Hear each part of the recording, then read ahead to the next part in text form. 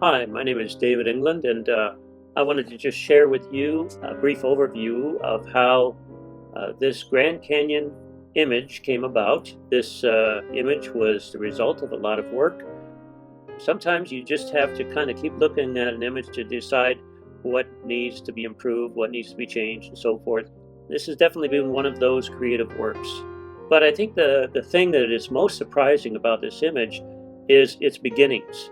Uh, this was a aerial photography image that I took over the Grand Canyon in July of this past summer, and this is the original image.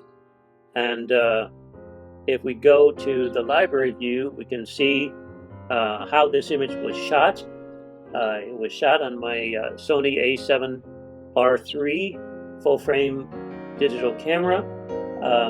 It was shot at an ISO of 200 and at 37 millimeters setting on the lens, and at 1/1000th of a second at f13. I was using a rubber lens hood that allowed me to, in a sense, press the camera against the window of the small aircraft to minimize the amount of glare. Nevertheless, some glare did come in and affected the image, and also I would have to say this was not the best of an exposure. Definitely a learning experience, and I'm sure I would improve upon it if I go again. But this is the image that I came back home with and began to work with. All right, so we go back over here to the develop panel.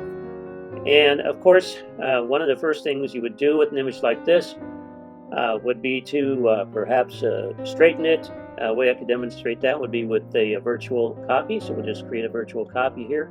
And on the virtual copy, let's go to transform. And I'll just hit the auto on that and let it straighten the image out a bit. Then one of the next things I would do is apply a preset. And I have a number of different presets that I've created. I created one kind of specially for the images I took at the Grand Canyon this past summer, and this is called GC 2024, and you can see how much just that preset alone makes a rather dramatic transformation. As you can see, if I toggle over the preset, all of the different changes to the image, to things like the white balance and tone and contrast and all of that kind of thing. We'll take a look at that. I'll apply that. And if we go over to the basic panel, we can see that there have been quite a few changes to the image in terms of things like the contrast, highlights, shadows, whites, blacks, clarity and dehaze, and so forth. And so that's more or less where I started from. And at that point, you then begin to apply various kinds of adjustments. And let me go to one of those images to show you that after I applied a number of different adjustments, this is the image that I was then working with. If we go into the develop area here on the adjustments panel, we can see there are a total of about 15 adjustments that have been made to this image. All right, all of these little dots are different areas of adjustments. And so one of the first things I did was to tone down the overexposure on the right top side of the image. And after that, I began to work on defining some of the detail in the river area. And then I began to adjust detail and color in kind of the back walls of the canyon area. There was some adjustments that needed to happen over on the right side due to again, that light more or less kind of colorized that area a little more bluish than we wanted there, so I needed to tone that down.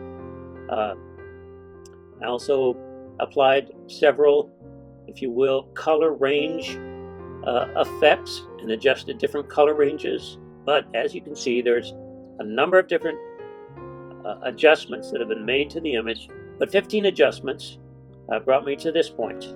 Now I was at a point where I could apply noise reduction to the image. If I were to zoom in on the image now, at this point, let's bring it up just a tad bit more. We can see there's a fair amount of noise in the colors. Okay, then after I went into apply noise reduction, Lightroom renamed this image Enhanced NR9, and now we can see that there is a nice, if you will, a smoother look to it because a lot of that noise has been taken out. That's plenty of resolution for a nice 8x10 image, but if I want to go up to a 13x19 or 17x22, I'm going to need a bit more resolution than that. So a couple more things were done at this point, as again, I was not really happy with this rather bland sky. So I brought the image over to Photoshop. You'd go right click and you'd edit in Photoshop 2024. I won't do that right here because I've already done it, but that's the process you go through. It will then open up the image in Photoshop. Now, one of the tricks you have to undertake with Lightroom is that you need to get the image into a file format that it will perform the AI assisted image enlargement with. It will not do that with a DNG file.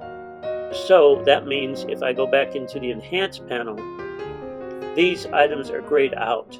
So it's not available to me to do a super resolution image. So what I needed to do was bring it over to Photoshop and just basically save it as a TIFF file.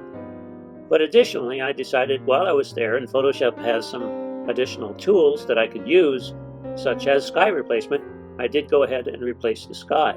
Nothing really spectacular, but just a nice gentle sky here that just gave the overall image a better look to it. So when it came back, it was in this view. Now that it's a TIFF, I can apply the super resolution. Now that's available to me. So I went ahead and upscaled the image. As you can see here, this one is NR9 with SR on it. And so that means it has the super resolution. And as you can see, it's now a resolution of 14664 by 9780. And definitely a resolution that you can do some bigger enlargements with and still preserve beautiful detail and colors all around. I would just like to mention that this image currently would probably appear to many people as overly bright or overly dramatic, but a part of that has to do with getting it ready for printing. If I apply the soft proofing that goes along with the printer I'm going to send it to, and the paper, which is in this case a Red River Ultra Pro Satin on the Canon Pro 1100, then the image tones down a bit and it's closer to what you would expect to see in a finished print. And I'll turn off Simulate Paper and you see how it brightened up there. Definitely a change, a noticeable change due to the soft proofing. So I wanted to just share with you how this very humble image that began in this very unimpressive state finally ended up being a really wonderful image that I was then ready to print with my Canon Pro 1100 professional printer and put a nice beautiful print on the wall to enjoy. Thank you for sharing this time with me, and I hope you enjoyed my review of this Grand Canyon image.